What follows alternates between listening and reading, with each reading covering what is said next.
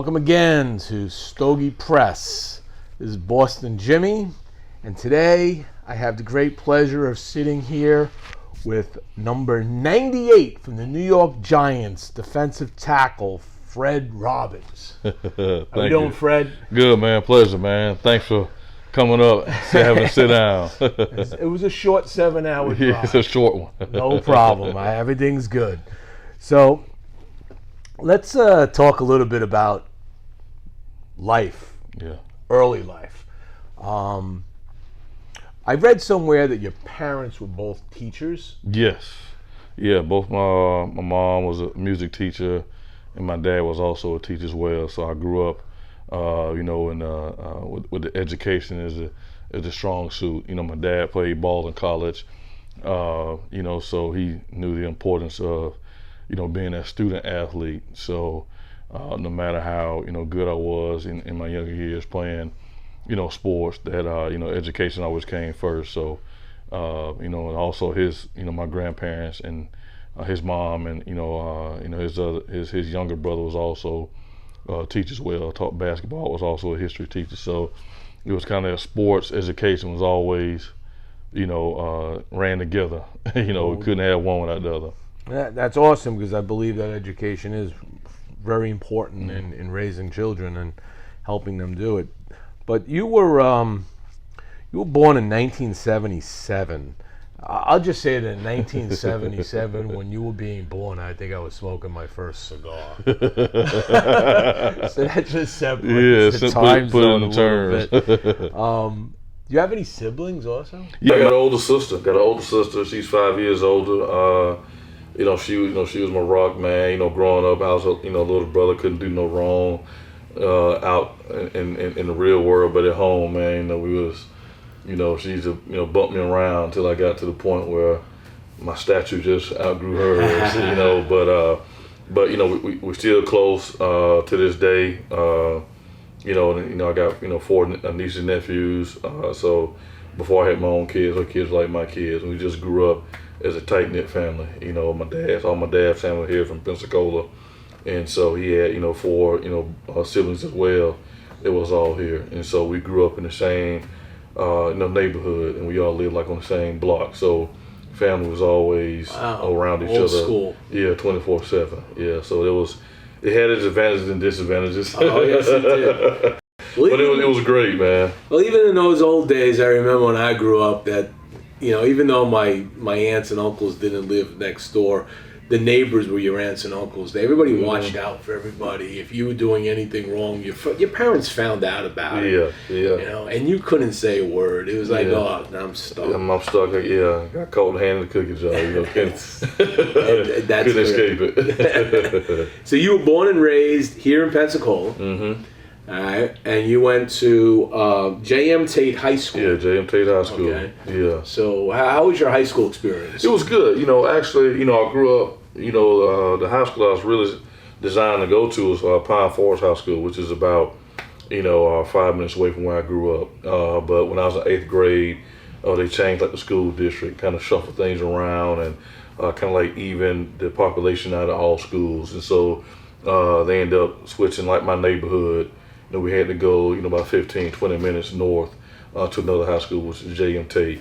And that was different because, pretty much growing up, I went to elementary and middle school with the same kids I knew my whole life. Neighborhood kids and, people that I had known since kindergarten. We went all the way to kindergarten through 5th, middle school together.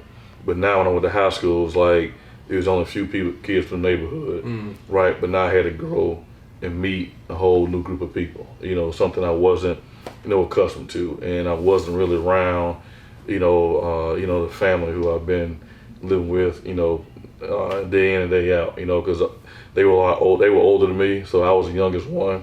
They were just a year older, but they was already in high school at Pine Forest, so I just had to go make a whole new set of friends. But it was challenging, it was hard, but it was a way for me to grow up a little bit earlier. So I was able to learn how to, meet people on my own, that networking, and being able to be out on my own kind of really helped propel me to get ready for the sports career too as well.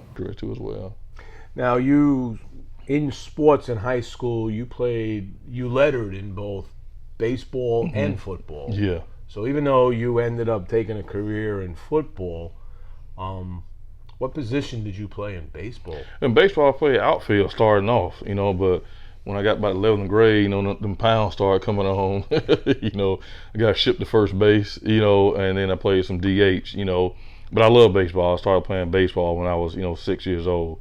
And so I enjoyed it, and I didn't start playing football until I got to high school, and I played 3 years of high school, but baseball was my first love. I loved it. I wasn't the best player, but it's something I loved doing. But, football came along, and it's just something that kind of, the last couple of years in high school, I just started getting like a lot of attention, you know what I mean? And, just one thing led to another. So the end with baseball, career was over. But football took off. You still watch baseball? Yeah, I do. I'm still a big fan of baseball. I still love it. I watch it. What's your favorite team? I love the Marlins, man. But every time we win a World Series, we get rid of every damn body. So it's a tough venue down there. Yeah, but when I play, when I was in professional in Minnesota, when I played in the Vikings, I had to go chance to check out some Twins games. When I was in New York, had a great time going to check out the Yankees. Wake Forest, your number one pick. Did you have other colleges you wanted to go to? Yeah, I had other schools I wanted to go to. I'm really interested in going to Georgia Tech. I love Georgia Tech, and but Wake Forest, man, what drew me to Wake Forest is, when I played football, I played tight end and defensive line. So a lot of schools were recruiting me as a tight end, but I wanted to play defense, and so Wake was one of the few schools that said, hey, no, we'll let you play defense. But they knew they wasn't kind of like at the athletically inclined level of some of these other colleges. And I even took a visit to Tennessee and thought about going to Tennessee.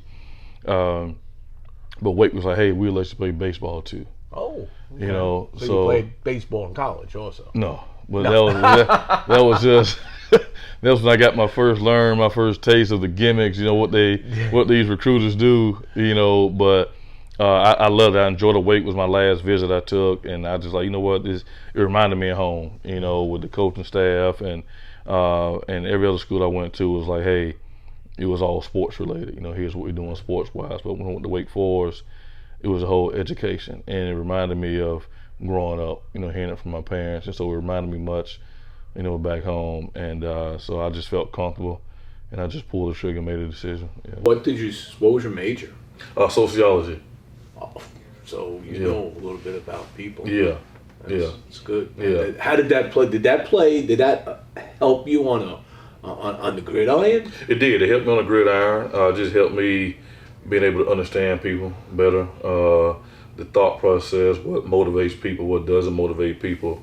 And one thing I did, started as college, man, I started to read the bios of guys, whoever my opponent was. Mm-hmm. I read the bio, just to see how they were raised, see where they come from, their background, some of the things that they were interested in, and that just helped me get a chance to know them when I didn't know them, and it also helped me off the field too as well, just going from Pensacola here, the first time being alone, out by myself, and I went to college in '95, and without the age of social media, and everything, so the sociology major that first year kind of helped me learn how to deal with, not just life in general, things that, that comes away outside of sports, just being able to navigate through, through everyday life as well.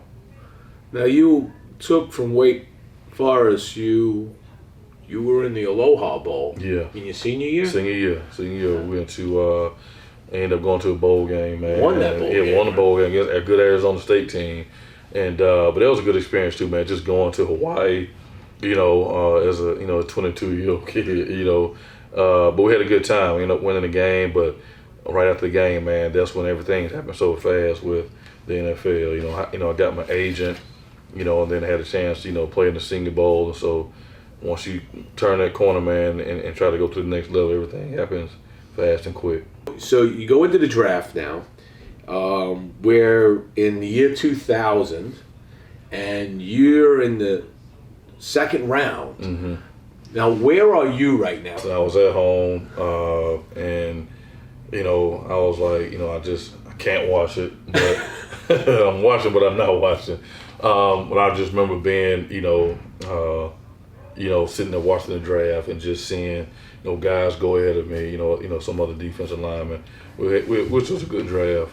And, I just remember getting up and saying, look, I just need to get something to drink. So I went there and get, some Gatorade or whatnot. And my agent called and said, look, he said, man, be patient, man. You're gonna go soon. And I said, okay. And so as soon as I hang up the phone with him, man, about 2 minutes later, I get this 952 area code, and I'm like, who the hell is this? And so it was Dennis Green. Dennis Green was on the other line. He was like, hey, Fred, this Dennis Green, with the Vikings. I was like, hey, Coach Green, how you doing? He's like, listen, he said, sit tight. We're about to draft you. And they said, we give you a call back, man, and with all your flight information, And so I'm like, wow. So I hung up the phone and called my agent and said, hey, the Vikings just called, said they're about to pick me up.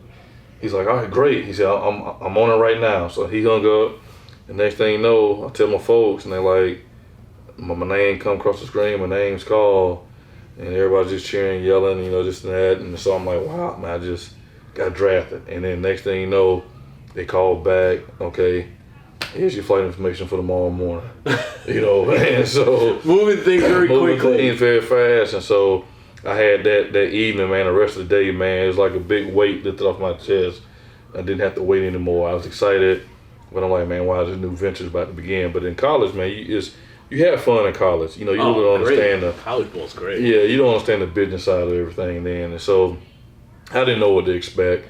And so when I got out to Minnesota, man, it's like, showed me the facilities and this and that, and did a physical and everything. And then, hey, enjoyed the weekend there, went out to dinner, met the whole defensive staff and the whole coaching staff, and flew back home, 2 days later. And they was like, all right, here's the flight information. You come back up here next week, we're going to get rolling. And so came back home, said my last goodbyes to the family and friends and packed my stuff, and boom, my career started. So you get a 4-year, $5.5 million contract with them. Yeah. Did any of that money show up at a bank right away? No, man. Well, it's just. How does that work? Well, your agent, man. Your agent takes care of you. He know he's gonna get it back. At some point. But I didn't sign until, probably I think it might have been around June when I went up there for OTAs. And so when I signed my contract, man, it's just put something in the bank, gave my parents, took care of them, and I just put the rest, in an account, and so. Now it's like, okay, you got to focus on football, have daily talks with your agent. Okay, now you got, financial advisor you got to talk to. And so everything's happening. So you go to practice, you're there all day, right? Then you're on the phone with the financial advisor. Okay, here's some of the things that where you want to invest it in, what's some of the things you want to do. And it's like, man, hold on, man, all this is new to me. You know what I mean? And so now when you're at home, you got to do research on, okay, like, look, what do I want to do? How do I set myself up? Because I don't know. The future doesn't, nothing for certain, right. The injury can come, anything can happen. And so you got to be smart about it. And so I just relied on my parents. That's the only people I, could really trust, so just, hearing, their tutelage, and just hearing, like, for some other guys that, other veterans on the team, like, look, man, I've been where you are, so here's like some advice. And so I just think that, some of those older veterans, man, I thank them for allowing, just telling me the do's and the don'ts, because not a lot of guys tell the information because they're fearful that, you might take their spot in their job. So a lot of guys withhold stuff. And it was all shocking to me because every locker room I've been in, it's fun. You're playing football, you're enjoying it. But now when money's getting involved and people's careers on the line, I was, 23 years old rookie, single, not married, no kids. And I had to realize, look, I'm going against guys who, got 3 or 4 kids, who married, and and they've been doing this for years. And so it's competitive, right. Not just on the field, but off the field too as well. So that sociology degree came into play. It came into play. It came into play at this point because now I got to see, like, okay, well, guys need this job because they got mouths to feed outside of theirs. I'm just, a young rookie, just enjoying it, loving life, and I see what they see when they look at me. You know what I mean? And so I had to put myself in their shoes as well. If I was at this point in their shoes, what would I be doing? And so I think that enabled me to kind of navigate and move things smooth in my first few years, especially in Minnesota. So you do 4 years with Minnesota, and the Giants jump on board. And in 2004, they give you a 6-year, $20 million contract with a $4 million incentive bonus. Mm-hmm. Did you expect that? You know, that Like was the Giants? You know, honestly, man, I had my last year with the Vikings, and I had a pretty good season. My agent was like, "Look, hey, here's some of the teams that are interested in you," and so I remember Carolina, because Carolina had coached me in the Senior Bowl when I came out, and that's where I thought I was going to get drafted by. I was up there, I was already looking at houses in Charlotte, as well. But then I think Atlanta was looking like for a D lineman, and also Houston, so I wanted to get closer to home. So I was really thinking about Carolina, because that was for me, because I went to Wake Forest, even Atlanta, because it wasn't so far from Pensacola, or even Houston. But then my agent was like, "Hey, you know what? The Giants called. They want you to come up." And so I remember looking on. He was like, "Look, such and such signed with Atlanta, so Atlanta's out." And another guy, defensive lineman, he was already visiting in Houston. He said, "So I think you need to go to New York." So he's like, "I think this kid's gonna sign in Houston." So I went to New York, and I loved it. And then I remember doing the physical and having dinner, and I was sitting there at dinner with him, and my agent, he had called me, and so I went out, and he said, "Listen, man, I already got the deal done, in New York." So he was like, "If you love it, let's go ahead and sign," And so I'm like, "All right, man," so signed with New York, man, and it was probably one of the best decisions, Obviously. It is like real life ballers. Yeah, it's just everything's happens, because I had no, I was going on a visit, but I was, kind of seeing what other places were going to be open, but that's when I learned. Look, this things happen fast. You don't have time to sit back, relax, and wait, because it'll pass you by. Somebody else might, take that opportunity, and so I was like, man, New York, the media capital of the world, all eyes will be on you the whole time. And so for me, it was like the next step up. You know what I mean? It was like, look, I went to Minnesota, had a great time there, but New York is New York. And so for me, it was like, a great, better opportunity. And so because I had a chance to sign back with Minnesota, but I was like, you know what, let me take on a new venture. So that's, So you have this great career with the Giants. 2008, I mean, your teammates picked you, if I understand correctly, as the defensive captain that year. Yeah. Right? And then you actually started all 14 games. You had 36 tackles, 5.5 sacks, 3 pass deflections. You were on the Sports Illustrated All-Pro team. Yeah. I mean, you were like flying high at that point. Yeah, man. I think, the most exciting part was just your teammates, selecting me as captain. I mean, it just says a lot about, my character and what the respect they have for me. And I think that meant a lot to me to even begin with, and I think that's why I had such a, great season, because, I just felt like, okay, these guys, they depend on me, they trust me. And I was a, older veteran at the time. And so I think it just took my game and my thought process to the next level. When people, select you with something and they think highly of you, but also they expect a lot out of you too as well. And so I think that's what kind of, propelled me to really just, step my game up another notch, study more, be involved, do something more football related every day, something to get better, and also become that, that leader, that better leader.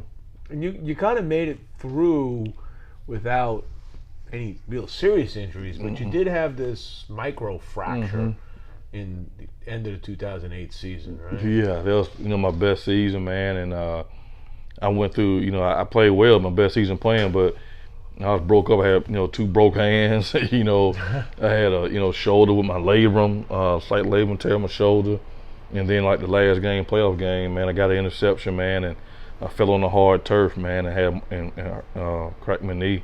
I had a microfracture, but it's a business. And the next year they brought in, Rocky Bernard and Chris Canty over, but I was still motivated. I just didn't let things, get me down. But I understand this is business. I never had a problem with that. The best man wins. So, but I loved, I enjoyed every moment in New York. But I was blessed, not to have, too many major injuries and for me to have a 12-year career. In the NFL, that's amazing. It is, yeah. It's an amazing career. And you go 2007 wasn't your spectacular year like 2008, but you got that special moment. Yeah. All right. Here you are playing on the Giants. You guys are a wild card team. You get into the playoffs. You roll through the NFC, and you have to meet the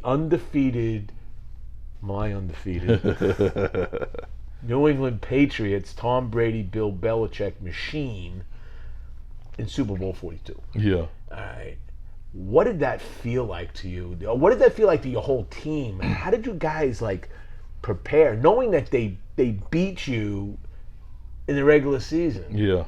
Going into this, saying we gotta play like the best team in football, and you guys just came through a wild card berth all the way through.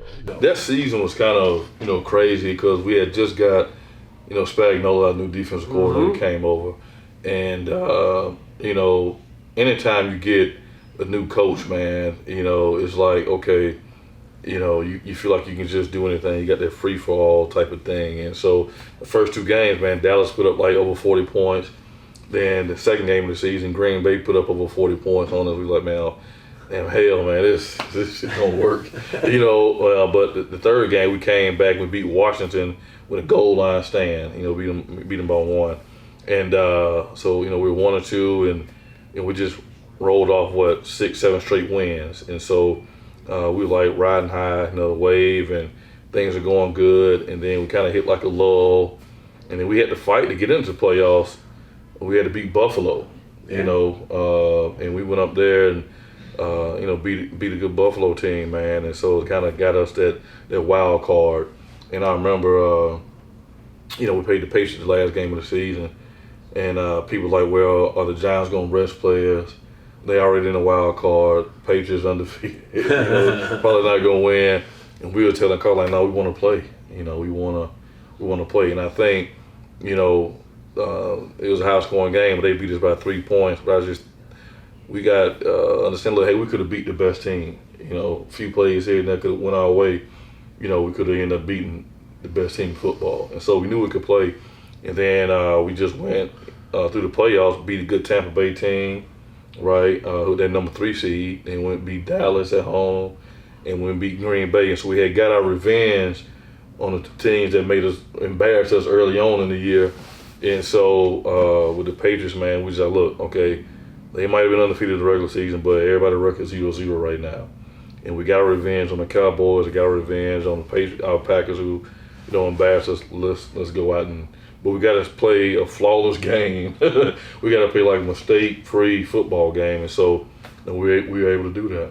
Well, the old saying is that defense wins football games, yeah. And being part of the defensive line, you guys did an amazing job in shutting down the Patriots offense, shutting down Brady, getting to him, and you got your revenge. Yeah. And it was probably one of the most incredible football games, Super Bowl games I've seen, and. As much as it hurts me that that we lost because I really wanted another ring, because my Red Sox aren't able to catch up to the Yankees. At least I could get more rings on the Patriots' fingers. But you made the Dolphin fans tremendously happy, right? So you must have a whole bunch of fans in the Dolphins that you talk to say, "Oh, thank you, because you kept them from having an undefeated season for the Patriots." Yeah. Man. So you win this Super Bowl, all right? And what was that? What is that like? What is it like your whole life, and since you're a kid, you've been watching these games on TV. Yeah. Now you're there in this stadium. You got 93 million people in this country watching you. Yeah. Right. Yeah. All the pressure's on you. and you play this all intents and purposes a flawless game.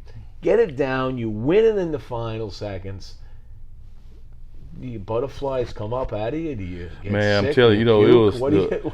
was crazy to me is, after the national anthem song, right, and it's the loudest I've ever heard anything, man. Like the fans, just going crazy berserk, and your heart racing, and at the opening kickoff,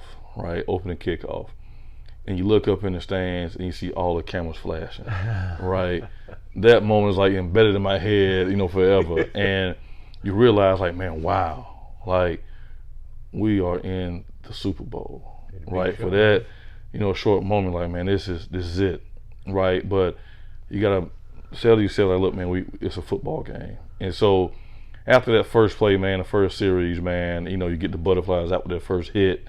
And then things just get to rolling. As the game progresses, you realize, okay, we're in the game. We just can't get caught up in the moment. That's one thing Coughlin kept harping on the whole 2 weeks since we won the NFC Championship. Look, there's a lot of festivities going on, which is not for you. It's for the fans. It's for your family, the friends, for everybody else. Don't get caught up, in the moment. He did a good job of kind of secluding us from like all the distractions, even that whole week. But after you win the game, it's like, wow, we won. And I think once, like, all the confetti started going everywhere, and guys are just running around, hugging, crying, laughing, tears of joy, and you see, Patriots walking off with their heads down in the tunnel, man, and they start rolling out, the stage. I mean, it all happens fast, and I'm trying to get my family to come down out of the stands. Let them, I had, about 25 family and friends come down to the game. I'm trying to get them on the field because I want them to experience, what I experienced, and I just, just that moment, that victory moment, I was able to share with the teammates and my family. And then that's when the festivities began, all the partying and the celebrations, man. And, it's just something you just never forget. Because you work so hard all your life, to get to that moment. I know every coach says it from kids growing up playing Pop Warner in high school, college. Like, look, this is why you put in that hard work for moments like this. So everything that, all the sprints, all the weightlifting, all the meetings, everything I hated doing, my whole career. You hear that, kids? Yeah, you hear that? You realize, man, everything I've done my whole life was for this moment, and if I would have, cut any corners, man, I wouldn't have been able to be in this position I am, And that game, that first opening drive took like 9 minutes. So you and your whole defensive line is sitting down at this big show. All these cameras, all this stuff is flashing, and you guys are just sitting there waiting to take the field. And you got to have like the butterflies going, man. So we get the first drive, and now we have to. Now you got to get on the field because you're anxious, man. Because at the kickoff, you want to get out. You want to get out on the field, man, as soon as you can, just to get the jitters out. And the drive just taking like you said 9 minutes. So it's like, okay, every third down you grabbing your helmet, getting ready. Or we get a first down. Now you just sit back on the bench. So in this game, this big Super Bowl, you got your parents, your family in the stands. Now earlier, when you were a little earlier today here at Cordova Cigars in Pensacola, that's where we are. Yeah. You mentioned to me that I think your father's from Gainesville. How did your father enjoy hometown boy doing the show at halftime? You have Tom Petty from Gainesville doing it. Was he a Tom Petty fan at all? My dad, he was just, my dad's anybody fan. My dad just loved everything. He loves watching Westerns. If he's not watching Westerns, he's watching football. Yeah. My dad still watches, the Super Bowl game every time that they show it on, classic games. And, he still coaches me. I'm not even playing football anymore. He's like, you know what? On that play there, you should have put your hands here on that guy. And I'm like, that was 12 years ago. You know what I mean? But he just, I know he was proud. It was just good to see him there, because he's been, with me, from the beginning, took me to every practice. So it was much for him too as well. Even my parents, they sacrificed so much, for me my whole life. Taking me to and from practice, picking me up, not just me but other, friends in the neighborhood. And so that moment was more so for them too as well. That's why I'm glad that they were able to come out. They was able to see it and enjoy, because growing up we had so many Super Bowl parties, and and I'm telling them, look, one day I'm gonna be in it. You know what I mean? And only people that really believe you is your parents in a way. You know what I mean? And so, but for that moment, man, it was more so for them, and I was glad that they were able to, be there to enjoy that moment, enjoy the celebrations too as well, and kind of just chime in and enjoy everything that I did, and that's what I wanted, and a good friend of mine, Derek Brooks, who's from Pensacola.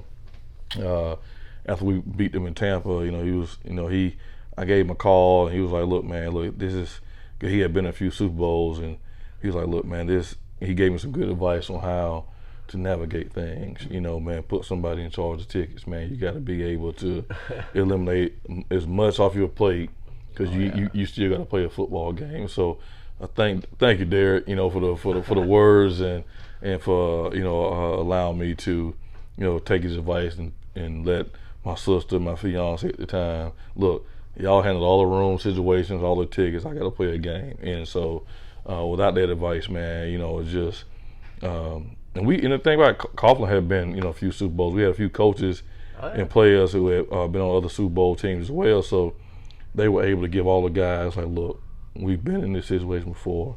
Here's what you need to do. And I remember us having meetings on like, look, strategic, like, look, get somebody in charge of this. Here's the whole layout, and that's how Coughlin was. Like, every minute of the day, he had something going on for us to do or what not to do. But I think that's kind of like what helped us focus on the game and not get caught up in so much of all the festivities. So after the Giants era, you go to the St. Louis Rams for a couple of years. I guess you had a 3-year contract, but you ended up, they let you go after 2. Yeah. And then you get into the second part of your life now, which we'll get into right now. How did you meet your wife, Tia? Yeah, well, we met like my second year in the NFL when I was in Minnesota. She's originally from Omaha, but she moved to Minneapolis, her latter years, her middle school years. And so we met like my second year playing in Minnesota. And we're great friends. She was doing some PR work, some PR stuff, and so I met her that way, and so she was helping me out, doing some work and stuff for me. And so we just clicked. One thing led to another. And so then she got working for the music industry, Universal Music in Minneapolis. And so I remember my contract was up in Minnesota. She had just got a job at Universal about 6 months prior, and in Minneapolis. And so I remember I was going to say goodbye because I was getting ready to go on a plane to go to New York. And so that day, one of the vice VPs of J Records was in the office, and he was a big Giants fan. And he was like, what are you doing? We just signed you, right? And I said, yeah. He said, man, what are you doing here? I said, well, my girlfriend works in the office. I'm like, about to just saying goodbye, having lunch, and about to go get on the flight. He said, you just gonna leave her here? And I'm like, well, she just got a job. I'm going to New York, whatever. And so he pulled some strings, man, and got her working with MBK label with Alicia Keys. Oh, wow. And so about 3 months after I got to New York, got settled in, she was in New York. And so it was kind of like one of those, fate things. I guess this was meant to be. So it was all about who you know, and that's my first experience of like, that New York, how things roll. Like it's all about who you know, sure, in certain areas. And so she was able to come to New York, and then she worked with Alicia Keys, for a few years, and then she started her own PR business, the TRW Group, and so she was doing that the whole time in New York. And so we just enjoyed each other. And then in New York, towards 2007, we got engaged and got married in 2000, a late year and a half later. Very good. Yeah. Fantastic story. Now the two of you, now that you're beyond your NFL career, you're back here in Pensacola, and you haven't forgotten your roots. Yeah. All right. From what I understand, you've got a foundation that you and your wife Tia have set up. Yeah. That is called Mr. Robbins' Neighborhood. Yeah. And talk a little bit about that, and also talk about the Santa Claus thing. Okay. This is Yeah, you know, when Mr. Robbins' Neighborhood came about, I always want to give back. You know, every Tuesdays are off days in the NFL, so a lot of guys go speak at different schools and or whatever interest they have outside of sports. And so, being from family educators, man, I always want to go speak to kids. And so, I used to go speak to different elementary, middle, and high school kids, and I used to bring them to the Saturday practice, let them hang out, get a good glimpse of it, and invite kids to a game and invite their parents to a game. And, I just really just trying to, get kids, off the street. Hey, if I can save you for a couple hours out of the day, I'm doing something, And so really just focus was keeping, kids busy, And so when I got to St. Louis, I was doing the same thing. I had a kid say, hey, Mr. Robbins, I don't want to play football. What else can I do? And it was the first time I ever heard a teenager tell me he didn't want to play anything, And so I'm like, man, wow, And so that's when I retired that year. And so when I came back here to Pensacola, I always want to give back. But I told my wife, I said, look, let's focus on, not only just trying to help the 1.5% of guys who do make it. Let's start helping 98.5% of kids who don't make it. Let's start put something together in place to help them, because sports has changed. The whole dynamics now of it. They got rid of that bad boy image tag. They want to clean sports up. The NBA implemented dress codes. You got to dress a certain way, and football did their thing, and baseball and other major sports. So my thing was, how can we help? What opportunities can we give these other 98.5% of kids? And so we just partner with different businesses, organizations to help, kids do, job shadowing, and since, different other careers that I needed to make my 12-year career go, other careers that people don't even know about.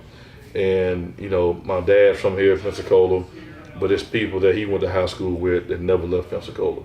It's people who I've graduated high school with that never left. So you have about 2 or 3 generations of families who don't know nothing outside of Pensacola. And we're not a big city like Miami, New York, or LA. So they just didn't know anything. And so my goal was to take everything I've learned, everything my wife learned throughout professional careers, and bring it back to this area. To show them, like, okay, here's what's going on in other places. Here's some connections we have. Here's some resources that we have to enable you to strive. And one of the things that I noticed too as well is at one point in Pensacola we had like one of the lowest graduation rates in the state of Florida, right? And I got a lot of buddies that recruit, and I said, look, man, you guys got some unbelievable talent, but guys in this area are just not smart enough to go to college. And so I just wanted to put that emphasis back in education, not just being an athlete, but being a better student athlete, and showing these youngsters, man, like it's hard, right? But if you can put the focus and determination in, you can do it. I did it. Now, I can't promise you the NFL or NBA or Major League Baseball or soccer, whatever, but I can give you other career choices and paths that you may be able to decide you want to make, just in case things don't, pan out. Because when we get to sports, man, the business side is a numbers game. I mean, you can have everything right, scores, tests, whatever, but it just not be the right fit that year. That's why every year, last year was a good, defensive lineman draft. This year is going to be another position. You know what I mean? Sure. So if you're a good defensive lineman, maybe last year you might have got drafted in the top 3 or 4 rounds, but this year it might be a skill position. So now you might be 7th round or maybe even a free agent. And so I want them to kind of understand that from that perspective. Like, you can have everything right, but it still not be enough. So how does the Santa Claus play into this? So you every Christmas? Every Christmas, man. Yeah, man. I do Fred Claus, man. Fred Claus. Fred Claus, and so what it is I want kids to really get in tune to their community. So I want them to act like a professional. So Community Tuesdays was our day to get out in the community. So kids in our program, we had them do the same thing. we give them volunteer hours when they go volunteer at different places. And so when they do the Fred Claus, I have my kids, the high school kids, they dress up as elves. You know, they pass out toys and bikes, and they kind of mentor some of the younger kids. So I'm getting them, you know, even in high school, I want them to act like a professional, because professional to me means not what you do on the field, but also what you do off the field. And I want colleges to see that. Like, look, when you get a kid from here or I come out of our program, you're getting somebody who's already ready, right? Who knows how to, you know, speak, you know, who knows how to navigate, and so you don't have to worry about them going to college and trying to figure it out now. No, they already getting that exposure and everything now. So I want those kids to get involved into the community. So when times have changed, if they do make it, now they'll have their own identity. When they come back home and want to get back to wherever they choose to call home, that they already know how to, you know, serve their community better. You write a lot of recommendation letters? Yeah, I do. You know, and I just wrote one about 2 weeks ago. One of our students got accepted to Stetson.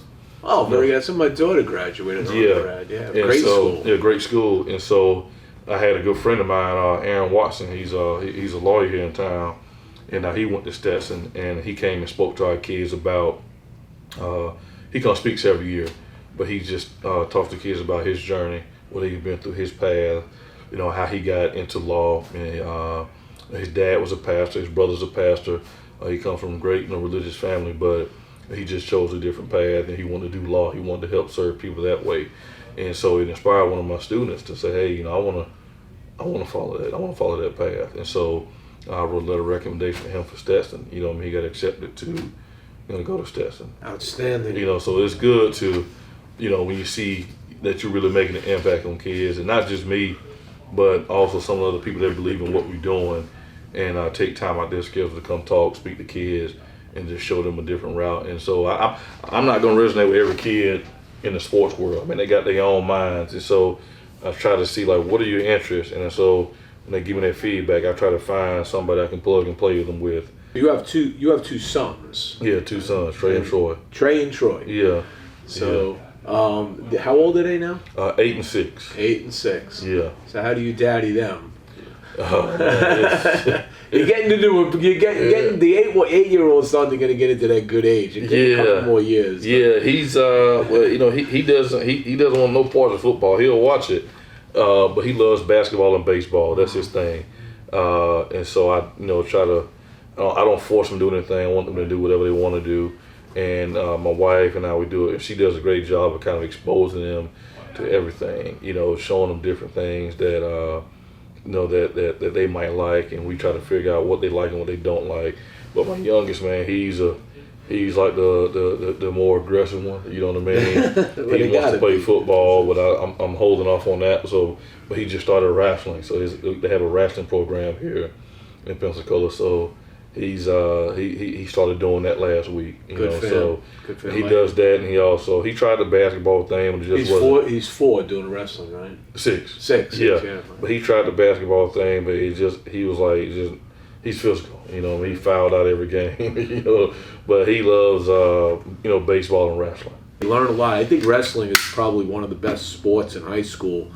You know, you could do other things, but doing wrestling on top of that, it teaches you so much because it's a very individualistic sport. Yeah.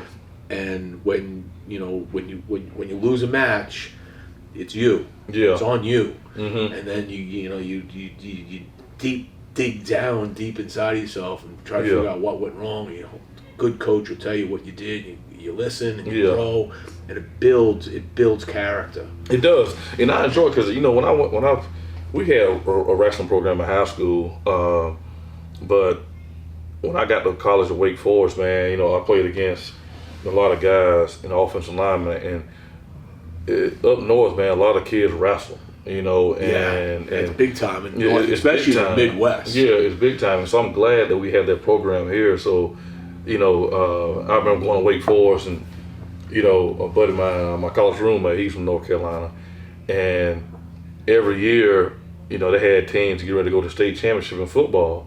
But he was like, you'll see, like, sometimes a lot of kids won't even show up. And I'm like, why? He was like, man, because basketball season started. Yeah. And so, you know, you know, because basketball is, like, huge up there. But, like, down here in the South, man, you know, Florida, it was more like football baseball. But as you go, 4 months north, as you get into basketball, the other, northern schools, like my wife was saying, they had, skiing in high school or hockey, but we never had anything like that. Hockey, yeah. Yeah, and that's why I like that we have that, I didn't know what field hockey was until I got to, Wake Forest. That's why I'm glad to see other sports. Lacrosse. That's the fastest growing sport right now. Yes, it is. But it's good to see those other alternatives, other careers, and other choices that kids, can have and make choices and give everybody a fair shot to find out what exactly they're good at.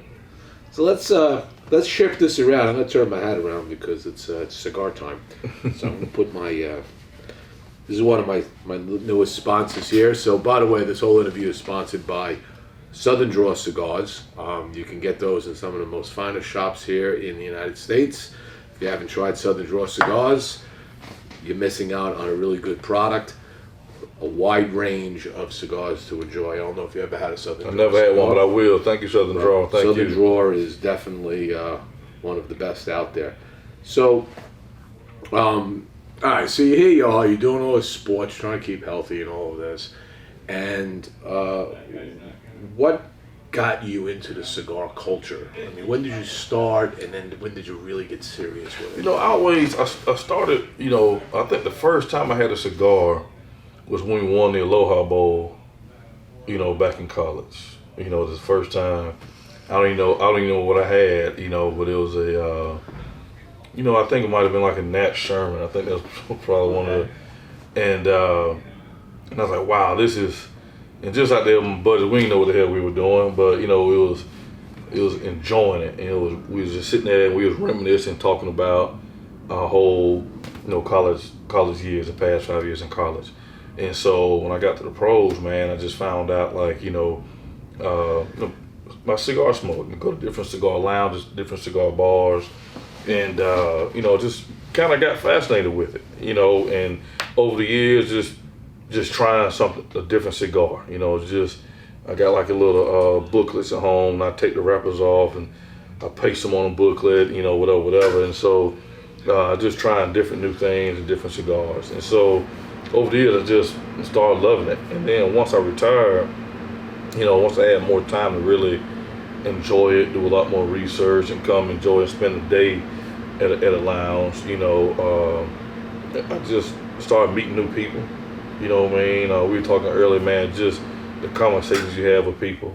You don't have to know them at all, but you meet somebody at a cigar bar, you just have that kinship. And it kind of reminded me of the sporting world, like fans. Fans come together, they've been working hard all week, dealing with the kids, this and that, but like Saturdays and Sundays, it's a chance for them to go watch a college or NFL football game and just enjoy life. And for me, that's what cigars did for me. And then I had the opportunity, a few years back, man, to go to Cuba. I spent a week. Must have been pretty spectacular. Yeah, it was awesome, man. Life-changing. Yeah, life-changing, man. To see the difference, the way they live. To see the way they live, and also, I just gracious enough that I had opportunity to go, and we spent a week down there, and that's when it really hit me when I went to like a cigar school, actually saw them rolling, right, and then we did like some rum pans with it, tastings, and going to different cigar places, man, and just really just understanding the culture and the lifestyle with it. And so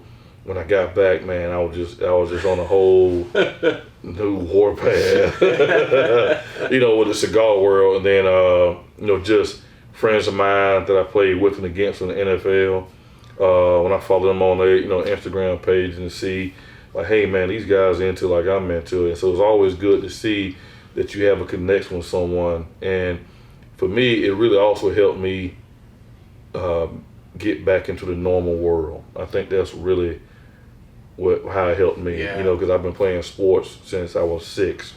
And then once the game is over, it's like, okay, what now? What am I going to do with my life now? And cigars, being in that cigar world, coming to different lounges, traveling, going to different places, and enjoying a good cigar with people, it kind of helped me ease back into everyday life, and so just seeing, friends and enjoying and just meeting new people. Hey, what do you like? What are you trying? What are some of your favorite places? And so when I go to these different cities, I keep it in my phone. I'm going to go check this spot out, So, and I just became enamored with it, just the lifestyle and the culture. and just appreciate it more because I see what people go through to make one cigar. You know what I mean? So 300 hands. Yeah, and so I try to enjoy every minute of it. You know, because I know how hard it is and what people go through to make it, and so I never forget. Like I know when I smoke a cigar, like man, dang, wow, I know somebody took time to make this for me to enjoy it, and so.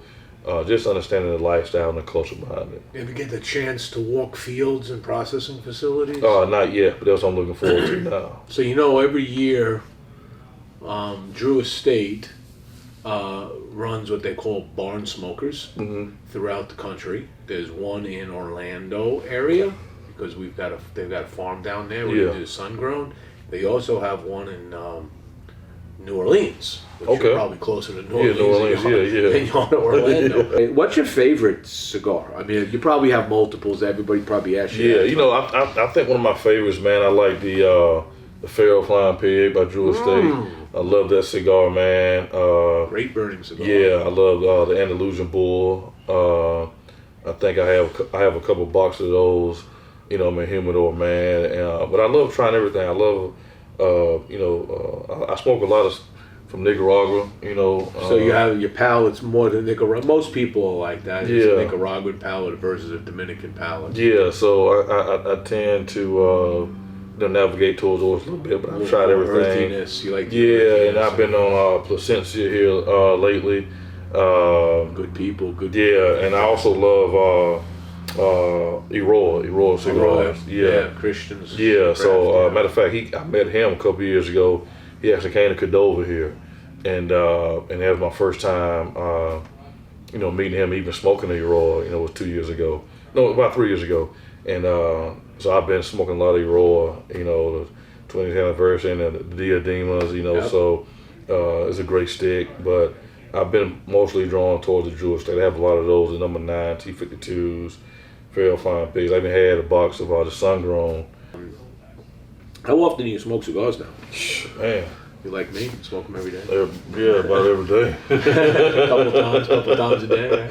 Yeah, especially especially now, man. When the weather's not so hot outside. I love to sit out on the patio. Yeah. By the pool. Feel a nice breeze, and we lucky. To get some good weather here in Pensacola where. It might be a little chilly in the mornings or late at night, but during the day, you have that nice little cool breeze. And so I like to sit outside, man, and enjoy it. Or when times get too cold, man, I like to come, Cordova and other cigar places and just, relax. When it gets too hot. Yeah, when it gets too hot, and so, but also, I got times where I want to sit at home and just enjoy it. By myself. You have a smoking lounge in your house? Yeah, I got my own man cave, man. Then there's also the time where I want to get out and I want to just talk. You know what I mean? Just get out of the house and just meet people and just, especially when I'm out in different cities. So everywhere I go, when I go out of town, I want to find like a nice bar, nice lounge, and have a smoke. So that's my really thing, especially when I go out of town. Try something new, meet new people, and just build that bond, build some new friendships and relationships. So does your wife smoke? She does. I got her, smoking, a couple years back. She loves the L40 by Drew Estate. So that's one of the ones she loves. She loves like the Lance Roll type cigars. But I think when she went to go visit some friends in Atlanta, about 3 years ago, and she found a bunch of her, girlfriends, who enjoy going to cigar bars and smoking. So now she's like, wow, okay, they doing it, so it must not be too bad. And so now, even when we're out of town together, we went down to the Bahamas. At the Great Cliff? Yeah, went to the Great Cliff. You know what I mean? So we really enjoyed that, and so we had some cigars. And even down to Cuba, we went. She had a chance to, went to like a little pub, little lounge, in Old Habana, man, and she had a chance to kind of like. Roll one at a cigar lounge and smoke with like a fresh hand roll one, and so she enjoys it. She doesn't smoke as much as I do, but every now and again when I'm on the patio or we out and about or we go to a cigar lounge here, she'll come out with me and have a cigar. But she enjoys it and she just understands that because she's a social butterfly too as well. She loves talking and have a conversation with people. So once she saw that part of it. You know what I mean? Then she really really enjoyed it. But I knew she really loved it when she got me my humidor for Christmas. There you go. When your wife buys it, my wife did that. She told me she didn't buy it for me, but she told me you need to get one. So and then she told me, "Damn it, you should have got the bigger one." I'll go buy another one. She's the one that told me you got to air condition the lounge in the garage. So I have a garage. Put a split unit in. She goes, "You got to air condition the lounge." And now she's talking about breaking through the garage in the back by the bedroom and turning the other bedroom into a big humidor. Yeah. I mean, she's all on board with this. Yeah, that's awesome, man. But cigar women actually are the largest growing demographic of cigar smokers. Yeah. Right now. They really have come into fray, and especially the millennials that are now getting into it. The men and the women are going out together. They're enjoying the time together in this, and enjoying this whole, like you said, the whole kinship of what this is all about. Yeah, and I think for even for my wife, man, it was just something that, she loves. We love getting out together at times, man. She enjoys time with her girlfriends, and when I go hang out with the guys. But sometimes, as we get together with other couples too as well.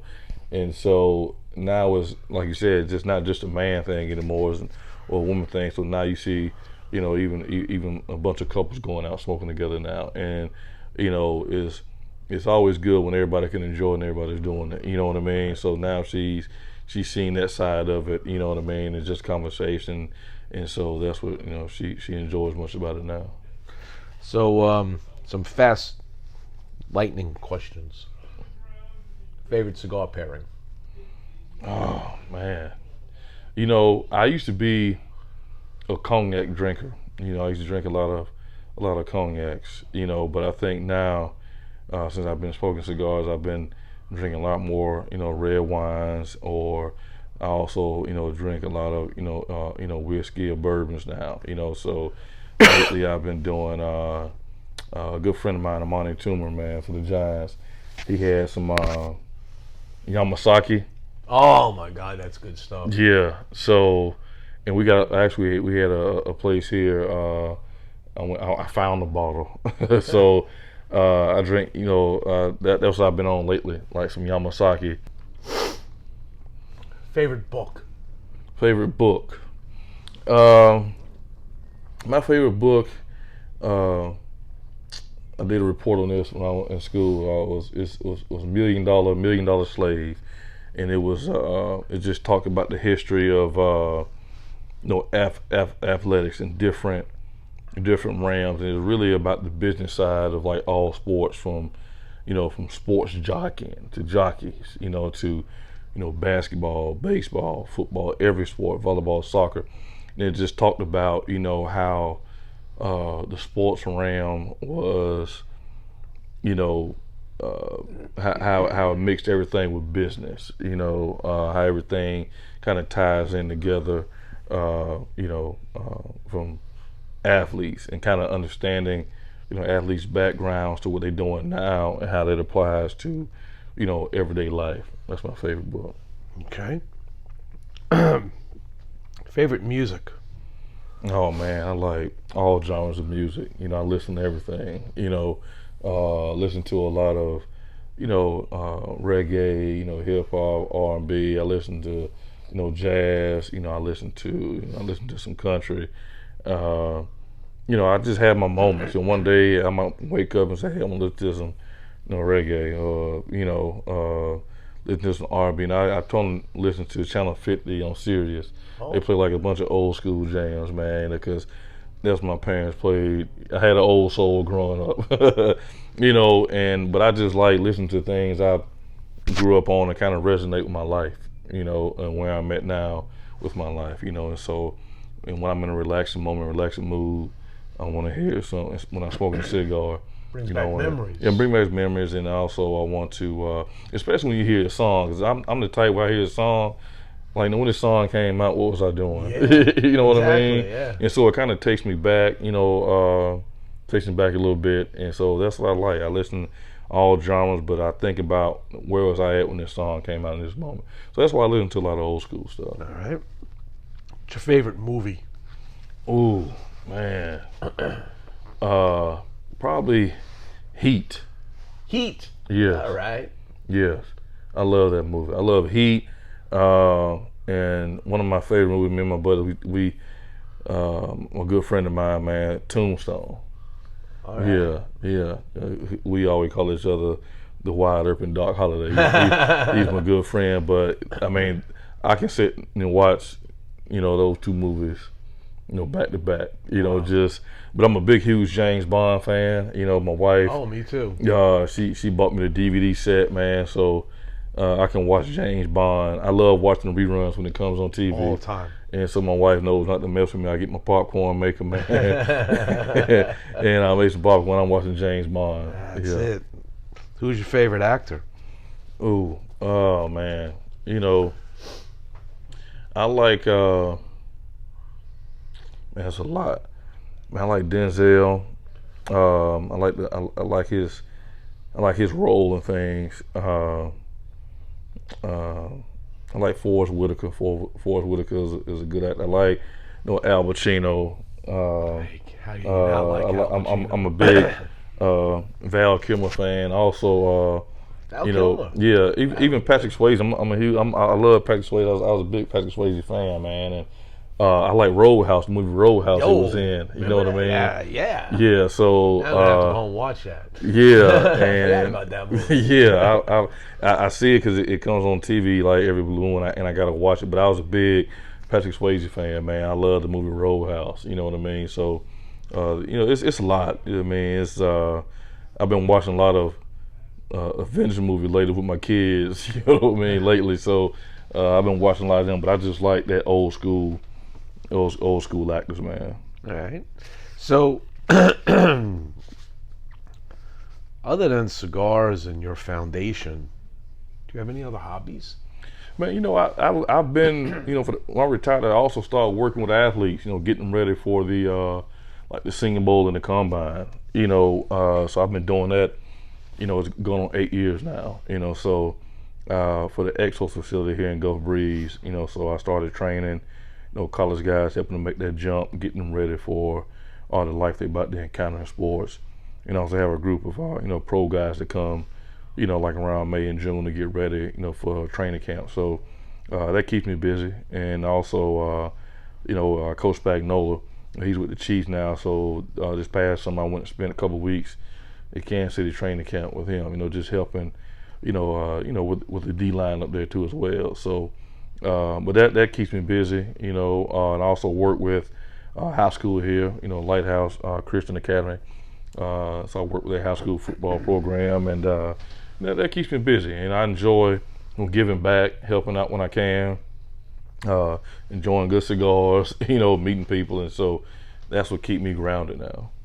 So the last question, I always ask this question to everybody I interview these days, but usually I phrase it one way, but for you, I mean, you've had a tremendous career, and you have a lot of opportunities to get the things that you enjoy in life. Mm-hmm. So you have this truck outside. Yeah. Is that your only vehicle? Yeah, it is now. Wow. But yeah, I used to have, when I got drafted, I think that's when the Navigators, were coming out. So I got me a Navigator, I wanted a Navigator. And then the Cadillac came out with the EXT truck, and so I was, anytime I liked something, I was just, enjoying it. And then when I got to New York, man, it's just like all you see is, the Bentleys and all the high end stuff. So when I was in New York, man, when I signed my contract, man, I went and got me, a Bentley, and I had a Maybach, and I had a Rolls Royce. But then when I retired, I moved back home to Florida. Pensacola was just, I feel like it was just too much, Yeah, right. But I was always a fan of trucks. I always loved trucks, and I said, I just want to get me a good, durable, a good durable truck. And so then I started going to like the American Forces. They had like a Orange Beach in Alabama. They had like a big truck fest over there, man. So even going out on the beach sometimes, man, they had like truck days, and so I enjoy, a truck. You know what I mean? But that's pretty much what I drive. My wife has a GMC Denali SUV truck, but I love my you know, my 2500 diesel. There you go. Yeah. You went from the Bentleys and the Rolls Yeah, back to homeschool. Back to homeschool, where it all started. Good, man. Well, I appreciate you coming up, man, and I'm glad we had a chance to. So Fred Robbins, magic number 98. 98. New York Giants, part of the team that broke my heart. That's okay. Hey, Fred, thank you, man. I appreciate pleasure, it, buddy. man. Always. It's I'm a glad. pleasure. Yes, sir. thank you.